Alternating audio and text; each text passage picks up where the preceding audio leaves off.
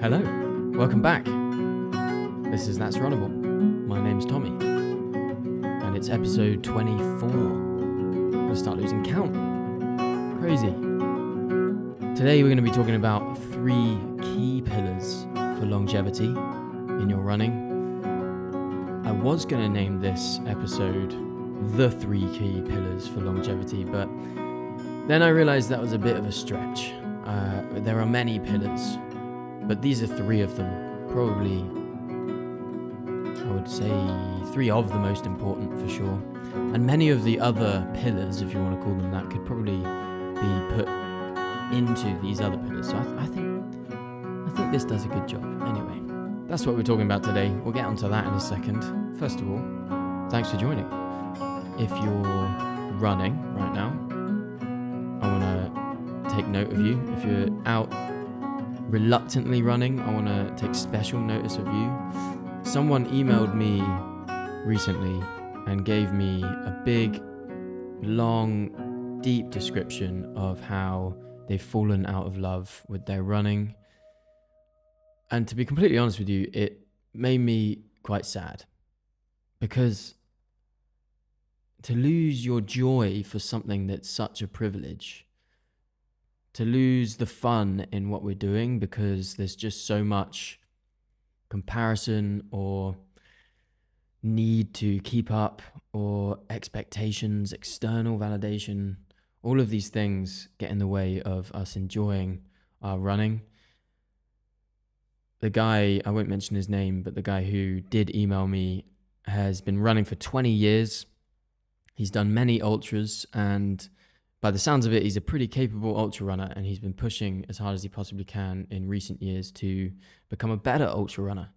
But he's lost his love for running, and unfortunately, the email didn't finish with any good news. It wasn't that he was emailing to say he had lost his love for running and now he has found it again, and he was offering any sort of advice for others or anything like that. Sadly, he didn't know what to do.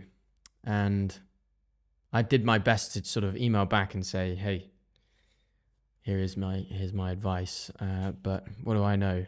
I haven't been even running for 20 years, but I do think that it is such an important thing to prioritize. If you have lost your love for running, if you've lost your kind of passion for what you once found so much joy in, remember that is probably the number 1 priority, to enjoy this whole thing. If you're not enjoying it, if more often than not, you feel like it's a grind, it's a slog, it's actually giving you more angst and worry and negative feelings than it is positive, then have a rethink about how you're approaching your running. But I do hope if you're out there right now, if you're in the gym even, or if you're cycling, or maybe you're doing something else, to be honest, you could even be swimming. There could be someone swimming with waterproof headphones, because that's a thing now. A friend of mine is a swimmer, and she listens to music when she swims. I didn't even think that was possible. That's one of the reasons why I didn't like swimming as much, because you couldn't listen to tunes. But whatever you're doing right now, I hope you're enjoying it. I hope you're grateful for the fact you can do it. And thanks for joining. I actually really genuinely appreciate you picking this podcast over anything else to listen to whilst you do your running or do your swimming or do your cycling or gymming or whatever you're doing. Maybe you're just out on a walk. Maybe you're in the car. This episode of That's Runnable is sponsored by Tenzing Natural Energy. It's a brand that's shaken up the energy drinks industry and injecting it with good, because let's be honest, most energy drinks, they'll wake you up, but at what cost? Sugar crashes, jitters, and a bunch of ingredients you probably can't pronounce. Tenzing is different though. It's natural caffeine from green tea, plant-based BCAAs, and electrolytes. So it actually works and feels good. No weird spikes, no hard crashes, just clean, sustained energy. Plus, they're also committed to sustainability, carbon neutrality, and doing right by the planet. So if you want to stock up the fridge with an easy, guilt-free boost, I love it when I have a box of Tenzing arriving at my door for the fridge to be stocked up with. Well, if you want the same, head over to their website and you can use the code RUNNABLE for 30% off. All right, on with the episode. First, I wanted to talk, though, about where I guess the idea for this episode came from. I've been thinking a lot recently about what That's Runnable stands for, what the Coaching Hub is ultimately going to help with. And, you know, I'm doing a lot of work at the moment in the background, filming special exclusive content, deep dives, courses for this Coaching Hub. And I'm excited about it, but I also want to make it as clear as possible to potential members of this Coaching Hub, to you, what That's Runnable is about. That's Runnable will be partly a coaching hub where there'll be a massive repository of information, and hopefully in the long term, more coaches and experts will come on that share this same sort of philosophy for sustainable training. Hopefully it will be a bit of a hub of information according to this philosophy of sustainable training. But also That's Runnable as a whole. I want to understand, for me, what That's Runnable really stands for. Ultimately, running has been such a powerful tool for me as an individual. It's been something that I've been able to lean on in tough times. I've always referred to running as a bit of an anchor for me.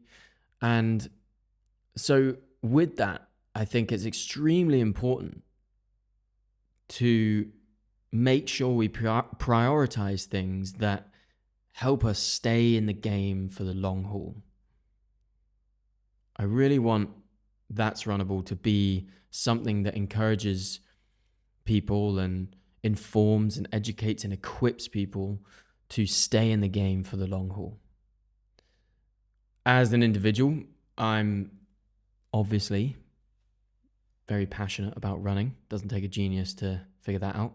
But I've most importantly always been incredibly passionate about natural movement, strength, and mobility. Starting out as a runner, I did kind of everything the wrong way. I had no real focus on longevity. When I was a young runner, I was, 18, I think 17 when I started running. I was a kid. I was immature. I thought that it was all about just gunning it the whole time. I didn't do any real proper strength training. I did some kind of, I guess, bodybuilding-esque training, or at least some strength training from my time as a schoolboy rugby player, but I didn't really take mobility seriously, and I didn't take my strength training seriously in any sort of way that would allow me to last for a long time, to stay resilient and strong long into my life. And I saw what happened because of that. I was pretty injury prone, actually. I was always dealing with issues, injuries, niggles, whatever. And in order to start running the sort of longer distances, I needed to give more attention to strength and mobility and smart training. And to be honest with you, the only reason I've been able to do what I have so far in running, and the only reason I've been able to do any sort of even marathon distance, but ultra marathons especially, is because I had changed how I approached my running. And so many people are immobile and weak, and so many runners lack mobility and balanced strength. And I believe this is really one of the most common leading causes of injuries and a negative relationship with running. Today we're going to be talking about mostly physical components to this attempt to train with longevity in mind, to train sustainably. But another fundamental part of the puzzle is not just a physical one, it's a mental one. And I really want That's Runnable to take note of that I don't think many coaching platforms take note of the fact that a huge part of an athlete's progress and relationship with what they're doing is psychological. Whether it's dealing with comparison or self-doubt or taking yourself and it too seriously, self-worth, adventure always beats analytics, in my opinion. I wanted to take note of that mental, psychological aspect. In previous episodes, we've, of course, spoken about comparison. We've spoken about self-doubt and self-worth and using sort of metrics and analytics to measure our worth as an athlete and as an individual. But today we are going to be focusing on 3 more physical aspects of your training, and they are strength, mobility, and balance. They are the 3 core components that I have for you, the key pillars that I'm talking about today: strength, mobility, and balance. Longevity in movement, whether running, hiking, or just staying active for life, isn't just about fitness. It's about building a resilient body that can withstand time and stress and the unpredictability of life. So in this episode, we're going to break down the 3 key pillars of longevity: strength, mobility, and balance. Hopefully talk about how they work together, why neglecting one can lead to problems, and how, hopefully, I'll give you some practical advice on how to kind of integrate them into your daily life. It's going to be simple. We'll go through them fairly quickly, but I hope it's interesting. And then at the end of the episode, as always, we'll have some listener questions. So first, I want to talk about why longevity should be the goal. Longevity is actually something that I think is neglected a lot in the fitness world, the fitness space. And I also think it's something that's not spoken about enough in running. So often we focus on performance and we focus on what's the most impressive thing to do and to gain attention on whether it's social media or even if just amongst friends. We sort of show off about how quickly we achieved something. And I don't know if it's because of social media. It probably isn't really because of social media. It's just sort of human nature. But we want to praise when we find it wildly impressive when someone achieves something really quickly. And people quite often as well sometimes will brag about not doing much training for a marathon or a half marathon and say, oh, I did an hour and a half marathon with no training. As if, that's an impressive thing. Firstly, it's not impressive to not train. It's not wise to not train. And to be honest, in that example, it would just show me that you're talented and not a hard worker. And which one do we think is more valuable? But longevity isn't something that is praised enough, I don't think. And I personally believe longevity should be the ultimate goal. The biggest mistake that people make is focusing far too much on output, like speed and endurance and mileage, and not enough on foundational movement quality. My personal experiences are that I have many times, and still do now, ignored one of these 3 pillars and have ultimately paid the price. So let's first talk about strength, the foundation of durability. What is strength? Well, let's try and kind of define strength.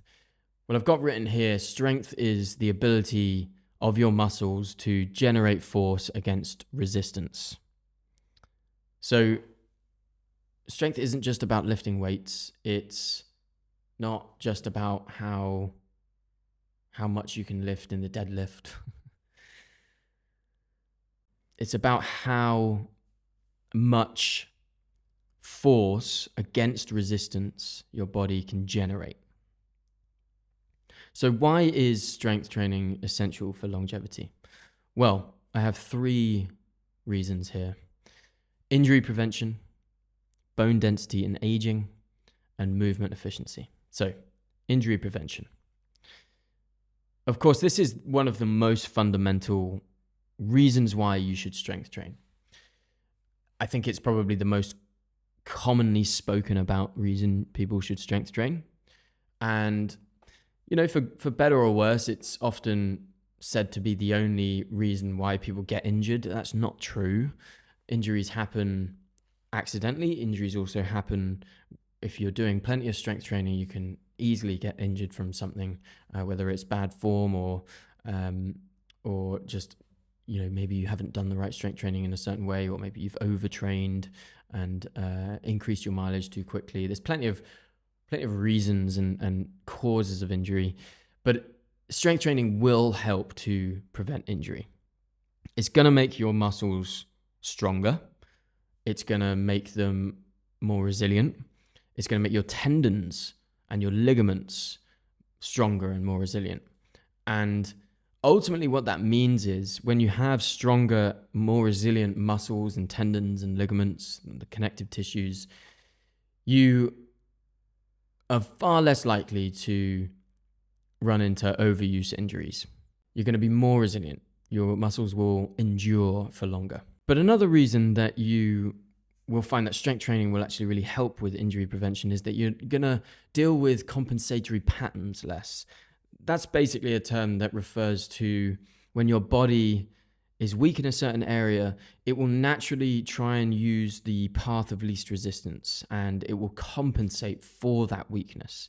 If you're weak in a certain area of your glute, for example, your body might compensate in how it moves in order to get the movement done.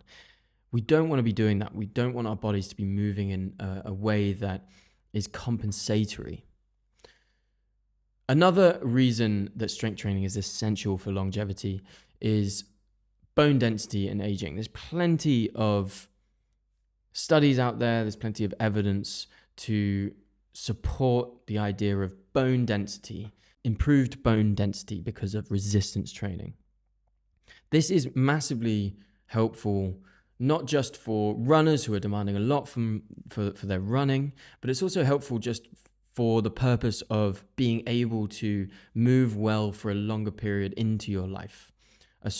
So strength training, strength work really keeps your bones strong and ultimately is going to reduce the risk of fractures.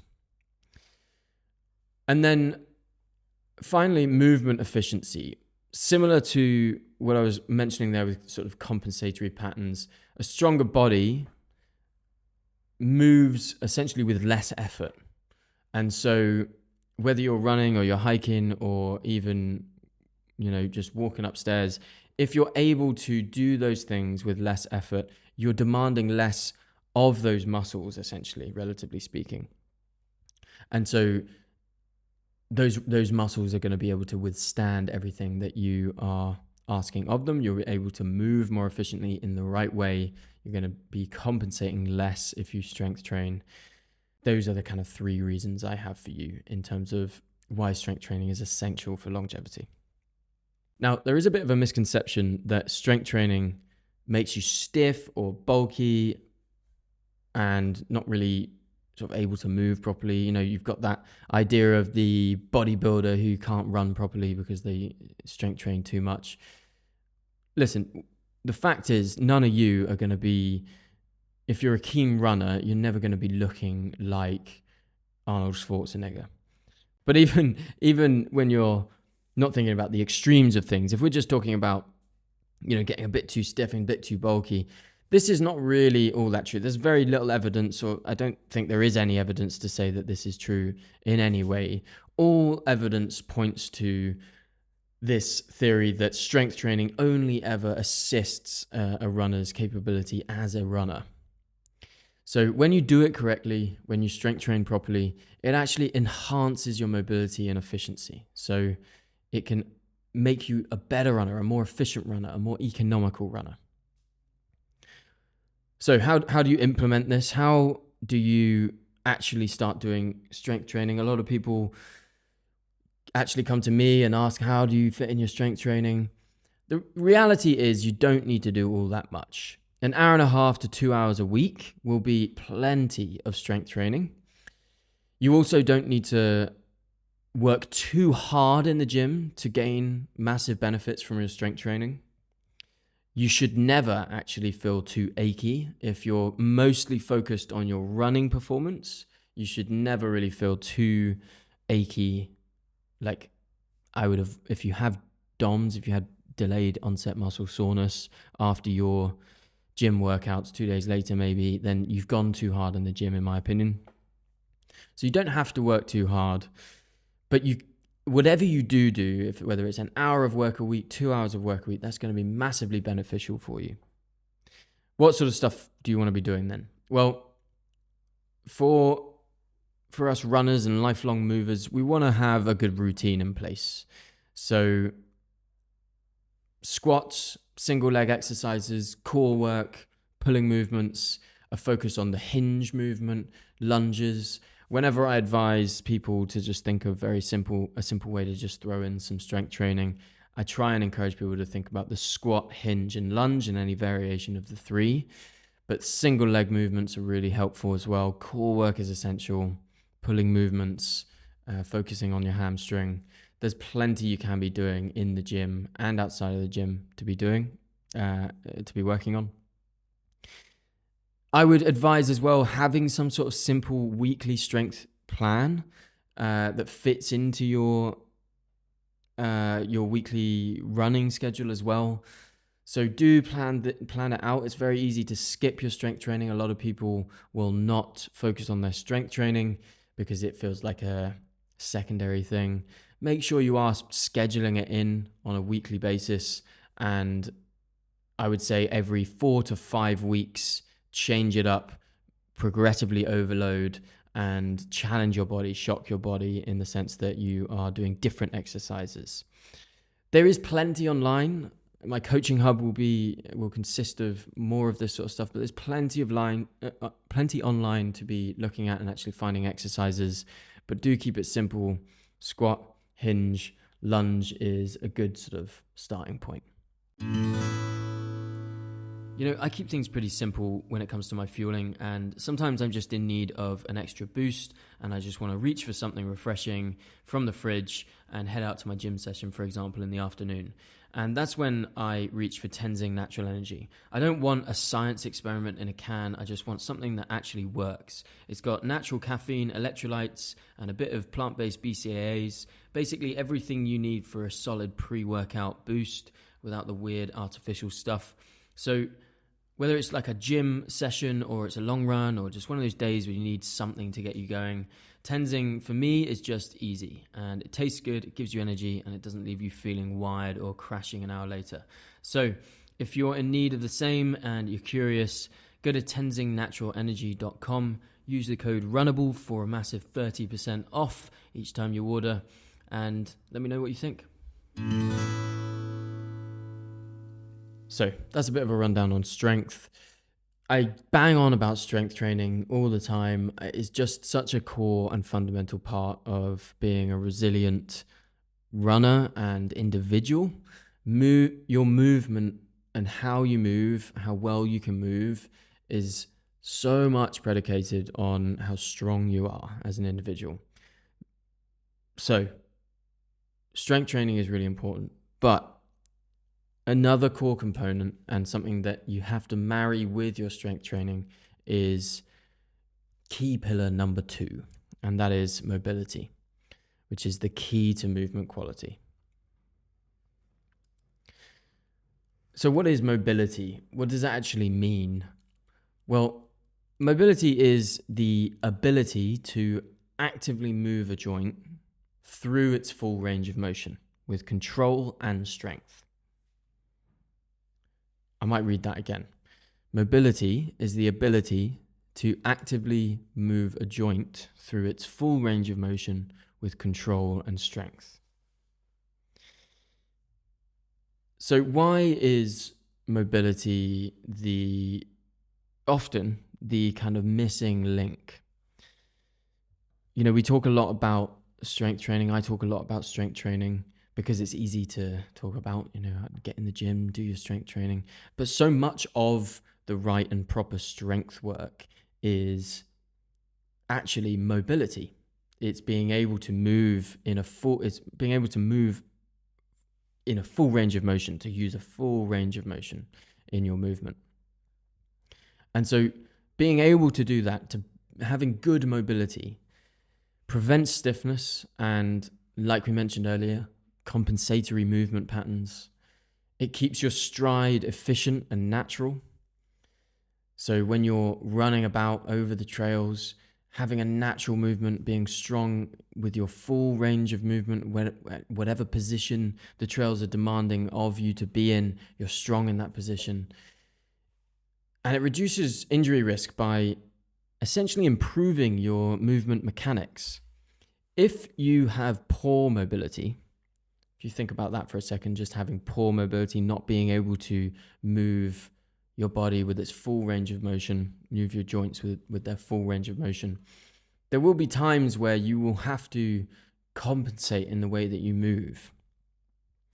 And that can cause injuries if you're not strong. If you don't have a full strength in the full range of motion, that can cause injuries because the movement mechanics, the biomechanics of your movement are compromised. Now, I want to quickly just talk about the difference between flexibility and mobility, because they're often confused. And although, stretching in some way can help some mobility, if you go to a yoga class, for example, there will be some positions you do that will be improving your mobility, but they will require that you stretch certain muscles if you're stiff in certain areas. So they do overlap in some capacity, but there is a key difference. Flexibility is the passive range of motion. So how far your tissues can stretch, essentially. And mobility is the active range of motion, how well you can control movement through that range. So there is a key difference there. If you're just working on your flexibility, if you're just stretching your muscles and you're not actually applying any strength required in that position, then you're not improving your mobility and your strength. You're just stretching your muscles, which there has been evidence to show that it can be actually negative for injury prevention and can increase likelihood of injury. So if you're endlessly stretching to after your runs and you're not actually doing any proper strength and mobility work, then think about how you can change how you're operating in that way. Don't just be stretching your hamstrings, trying to touch your toes and just always stretching out without any real strength application in those positions. So how can you implement this? How can you actually improve your mobility? Well, there are some key sort of daily mobility drills that you can do for longevity. Every morning I will work on this. I will get into a deep squat, for example. If you can't get into a deep squat, this is something that you can potentially think about. Maybe you want to think about improving your ability to get into a deep squat, improving your ability to have good range of motion, good mobility in that position.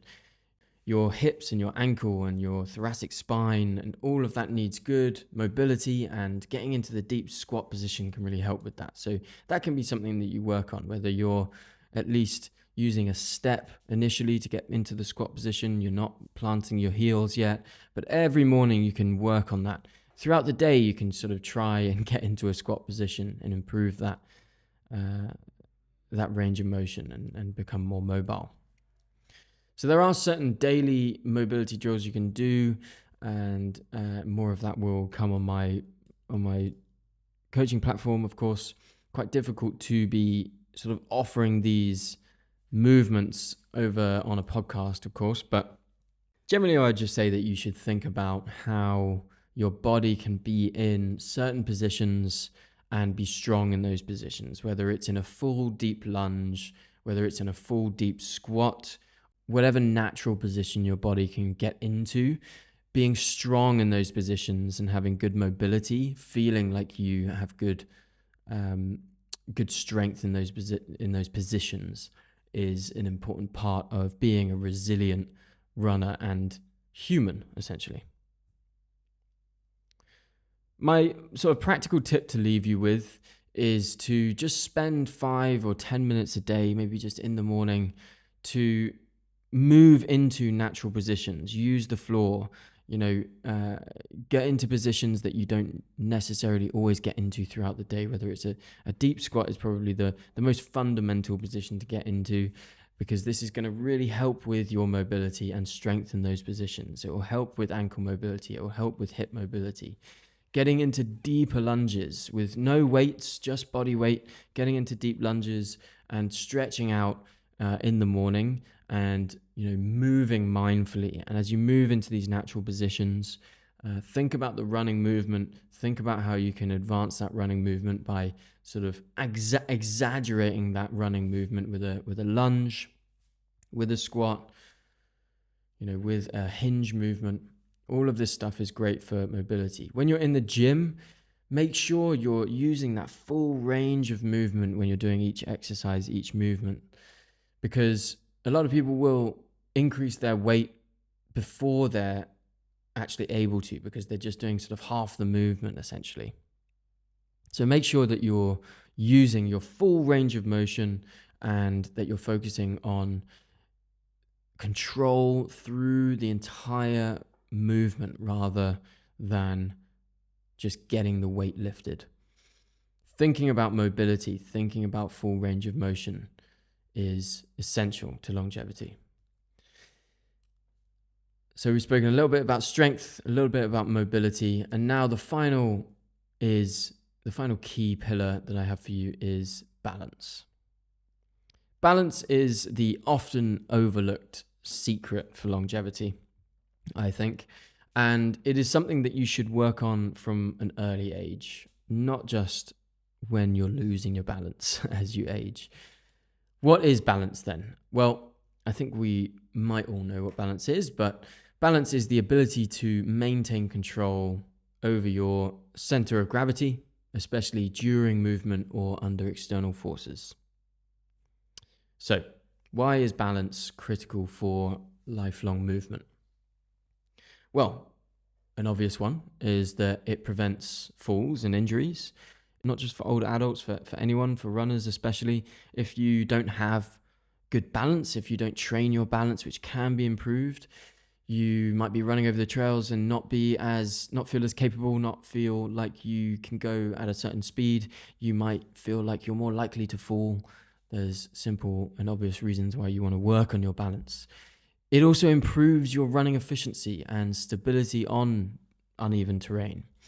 If you're a trail runner and you're running over, I was running over some pretty technical terrain today and really having to rely on good balance. If you don't train it, if you just neglect this, then it will decline with age.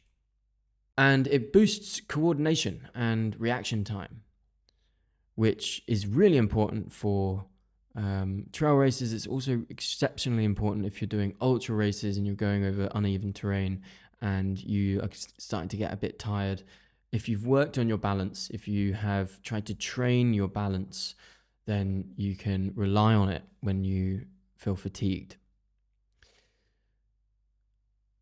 So how does balance training improve performance and injury prevention? Well, balance isn't just about standing on one leg for as long as you can. It's about how well the body reacts to changes in movement. It's sort of about agility and how you're reacting when terrain changes and you have to move in a certain way and speed up your feet. Weak balance really can contribute to increased likelihood of ankle sprains and knee pain and lower back issues. And even elite athletes, and this is the same for strength and mobility, of course, but elite athletes incorporate balance training into their training. It's not just for people who are losing their balance. It's such an essential part of being a capable, resilient, and long-lasting runner. So how can you implement balance training? Well, you can do some tests. You can stand on one leg for 30 seconds and close your eyes, and you can sort of hop on one foot and land with control. There's plenty you can be doing. Key balance drills for runners and generally active people, single leg work, proprioception training, dynamic stability drills. There's all sorts you can be doing to actually be working on your balance. Try it in the gym the next time that you are doing an exercise. Move mindfully through that movement using your full range of motion, but anything that's like a single leg movement where balance is required, think about how you're training that balance. Think about moving slowly through that movement and focus on your balance when you're doing that movement. If there's any movements where your balance is required, good balance is required, and you're struggling with that movement, focus on that movement. Think about the fact that that is a core and important aspect of your training, and the fact that you could be weak in that aspect. That's an opportunity for you to work on it. So do these balance drills, catching something on one leg or jumping and landing on one leg and staying still for 10 seconds. All of this stuff is really important. So that's balance. We sort of rushed there through mobility and balance a little bit more than strength. That's because I think I was waffling a little bit. But I wanted to just sort of close out with a few sort of key takeaways. Essentially, the key takeaway here is that there are three really core components of being a strong runner, being a runner that focuses on longevity. They are strength, mobility, and balance. You can work on these three things. You can get stronger, you can be more mobile, and you can improve your balance. There are simple ways to integrate them into your routine without overcomplicating your training. Shift your perspective. Longevity isn't just about surviving, it's about thriving as a human with a body that's functioning well. We want to be functioning well throughout our lives and feel like we're capable. We want to feel like we're capable of doing these challenges, of running for a long period of time into our life. The more I have learned about strength and mobility and balance, the more I've enjoyed my running, the more I have enjoyed my trail running, and the more resilient I feel on these ultra races, because I feel like I have improved proprioception. I know what my body's doing. I feel like I have a better relationship with my body. And I really want to invite you as a final sort of call to action to assess your own strength, mobility, and balance. You know, what do you struggle with the most? Do you feel like you pay enough attention to your strength and mobility and how your body is operating? Do you feel like you neglect it? I want to encourage that you look more into these topics, that you think about it a lot more, even when you're walking around in your house, dropping into squats, thinking about how your body is moving. You know, spend some time in the morning to just get into natural positions and, you know, ask yourself whether you are thinking about it enough. So for the purpose of a bit of a recap, then we had three core components or three key pillars of longevity as a runner. The first is strength, the foundation of durability. This is a core component because it helps with injury prevention. It's going to improve bone density. It's going to increase movement efficiency. All evidence shows that strength training helps with your running, helps to improve your running. The second key pillar of longevity is mobility. Mobility is often the missing link. It prevents stiffness and compensatory patterns. It helps to keep your stride efficient and natural, reduces injury risk, and improves your biomechanics, your movement mechanics, the way that you're running. It's not flexibility. Mobility is your active range of motion and how well you can control movement through that full range. And finally, balance, the often overlooked secret for longevity. this is so critical for lifelong movement. It prevents falls and injuries for all runners, not just older runners. You can improve your running efficiency and stability on uneven terrain, and it's going to boost coordination and your reaction time, which is essential for trail running. All right, let's do some listener questions. I'm excited for a few. We'll try and do 3 listener questions. First up, we have Alistair. Now, Alistair has submitted 2 questions, and the second question he has submitted, I will come on to in a second. But I feel like I need to offer an apology. But for the first and actual proper question, which we'll listen to now, I will play it. Tommy, mate, it's Alistair here from Edinburgh. Absolutely love the podcast. Keep it up.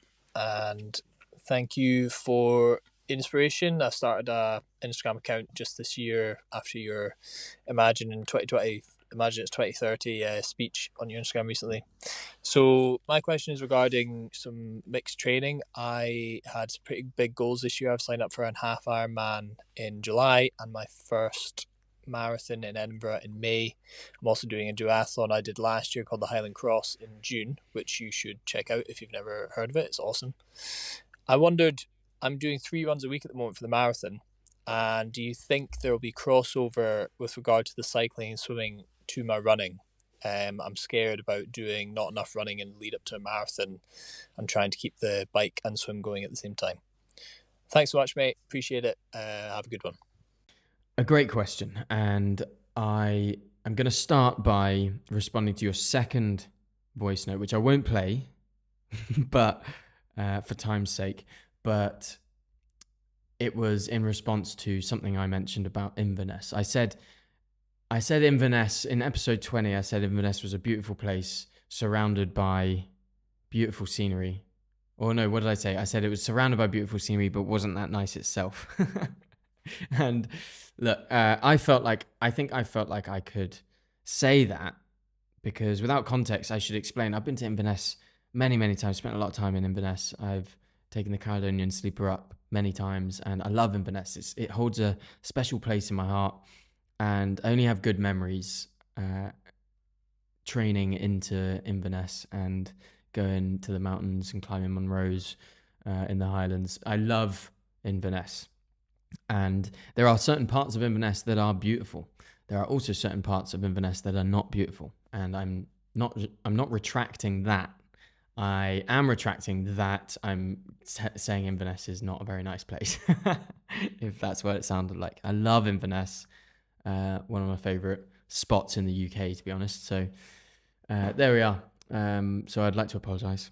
I love Inverness. I actually did my first marathon. My first marathon was the Loch Ness Marathon, which finishes in Inverness. And so I only have good running memories there. So there we go, Alistair. I can retract that and only sending love up to the Highlands. But to actually answer your question, your training will only benefit from your cross training, to put it simply. Your cardiovascular system will improve. You'll get fitter. The cycling will help with strength, with muscular strength and endurance, and you could see massive improvements. Actually, a lot of people will just run to improve their running and not actually get as far as they could do, because cross training is a great way to improve strength, endurance, fitness, and really help with your training. I will say that to really optimize your running, of course, you want to run more, but I wouldn't worry too much. If you're doing your first marathon, if you're just trying to complete the marathon, I think that the cross training can massively help. As you approach the later phases of your training, do try to focus more on your running, which will also help your cycling and swimming from a cardiovascular perspective. But if you don't want to drop the ball completely on your cycling and swimming for the triathlon, for your triathlons and duathlon and that sort of thing, then it's only going to benefit your running. So you can get away with doing sort of 3 runs a week, like you are, doing cycling, doing swimming, doing a bit of strength work, making sure you're looking after yourself, and you'll do great, I think. Thanks for the questions, and I hope you accept my apology about Inverness. All right, next question is from Hamish. G'day, Tommy. This is Hamish, calling from Australia. Really loving the content. I was wondering if you would be able to elaborate a bit on your workout splits in the gym. Finding it a bit difficult at the moment to balance gym and running training. Yeah, thank you. Yeah, elaborate on my training splits and how I balance running and strength training. So I don't think I'm a great example of someone that can offer advice to be copied because I'm in a very privileged position. I don't have kids, and now I am my own boss. So I find it much easier now to train strength and running. But I will say this: for the best part of 10 years, I was a young professional working in London, working my ass off, and trying to balance my strength training with my running and training extremely hard and probably not sleeping enough. But I never had kids, so it's worth mentioning that. But I'm someone who runs 5 to 7 times a week. I'm running basically every day if I'm in like full flight of training. If I have any sort of injury or issue that I'm dealing with, I will drop my running, increase my strength training if I can. And so I might do 4 runs in the week. This week, or, staying in La Palma, for example, I am running every other day for the most part, hiking every other day. But generally when I'm in London, I will do about 3 strength sessions a week, maybe 4. And every time I do a strength session, it will either be a double up day where I'm training strength in the afternoon, or it will just be a strength session on its own. But yeah, I think essentially what I'm saying here is that if you are looking to do both, it does require, if you're looking to optimize on both, it does require a lot of work. But I would say that, the reality is you want to be doing some sort of training every day. That would be my approach. 5 runs and 2 strength sessions a week would be a really great split. And if you can't do that, then it's not a big deal either. There will be some phases where you're focused more on strength. There'll be phases where you're focused more on running. But yeah, split it however you think is appropriate. Do what you can. But also at the same time, you can do a lot of strength training if you just do like a quick 20-minute session at home. You can do great strength, mobility, and balance work at home in the mornings. I do about 20 minutes every morning. I do some single leg squats. I do some lunges and some sort of hinge movements, and I do press ups, and I do as much as I possibly can when I'm not in the gym, don't have access to the gym. So I'm always sort of thinking about it. But generally, I do 3 strength sessions a week. If I'm on a 5-day or 6-day running week, then that means if I'm on a 6-day running week, I'll just have 1 day where it's only strength, and the other 2 will be a double up day. There we go. There's that. Thanks, Hamish. Okay, one more question from Jita. Hey Tommy, it's Jita here. Sorry if this is a bit rambly. It's been a long day, but basically my question is surrounding going further on trails that you've never been on before. I'm someone who loves trail running, but I stick to woodland paths and fields and hills that I know, so that I don't get lost. But I realise I need to start including more elevation, which includes mountains and tours and tracks that I would have never been on before, in order to get that endurance and elevation training in. So what GPS services or apparatus or watches, trackers do you use, or do you suggest using, and any tips or tricks into sort of going to places and training in places that you've never trained in before? Great question, and something I guess that I'm doing when I'm out here in La Palma. I'm going for runs I've never been on before. I'm going on trails I've never been on before. I'm exploring, I'm adventuring, I'm doing all those things, and that's part of what I love about running, is being able to do that. So you want to do that safely, you want to do that confidently, and so maybe I can give you a couple of recommendations. none of this is sponsored by these recommendations, of course, but what I use is AllTrails, probably my favorite app in existence. AllTrails, I pay for it. To be honest with you, it's one of those apps, Lou and I were saying the other day, like it's one of those apps that I just want to pay for because I want to support it. AllTrails is just a great network of trails all over the world, I think, actually. And wherever we seem to go, we seem to find good trails there.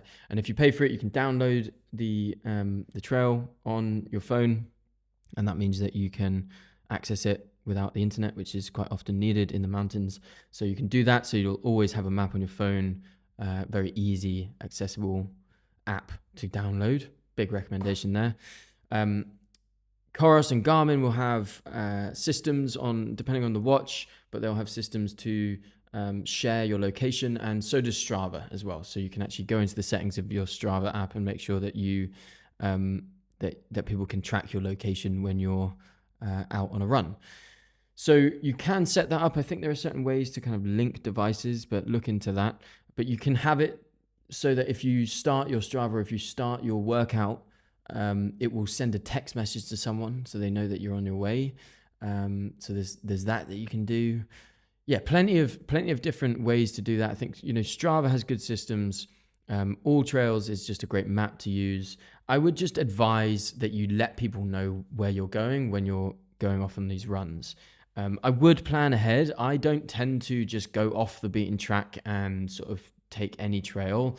I will only do that if I have access to a good map and I feel confident that I'm not too far away and I sort of know my way back. My last piece of advice would be to be honest with you, if you don't know where you're going, if you're new to the area and you don't know where you're running, focus on out and back routes rather than circular routes or even point to point routes. Out and back routes just will help you to sort of take note when you're on your way out of certain landmarks and things that you should be looking out for on the way back. And you will know that, if you go out for half an hour, it shouldn't take much longer than half an hour to get back. So that would be my little pieces of advice. I do highly recommend AllTrails, and look into the settings in Strava as well to make sure that you're notifying people when you're going out to certain places. And stay safe out there. But enjoy it. Cool. That's it for this episode of That's Runnable, episode 24. We'll be back next week, probably at home. And thanks for listening. Thanks for sharing. Thanks for rating the podcast. At this point, when I look at Spotify, there are just shy of 1,000 ratings, which is just crazy. So I really want to thank everyone for leaving a rating, whatever platform you're using. If you leave a rating or a comment or a review or whatever, it really does the podcast wonders. It lets people discover the podcast. If you think that it does have value, even if some of the episodes are better than others, I will keep doing them and doing my best, and hopefully I will get better as we continue as well. But I really, really genuinely appreciate the support, and you can continue supporting the podcast just by engaging with it and sharing it with your friends. You can also check out the sponsors of this episode in the show notes in the description below, and I'm excited to release the Coaching Hub soon, and there'll be more on that to come. But for now, run the runnable, keep showing up for yourself, and I'll see you next time.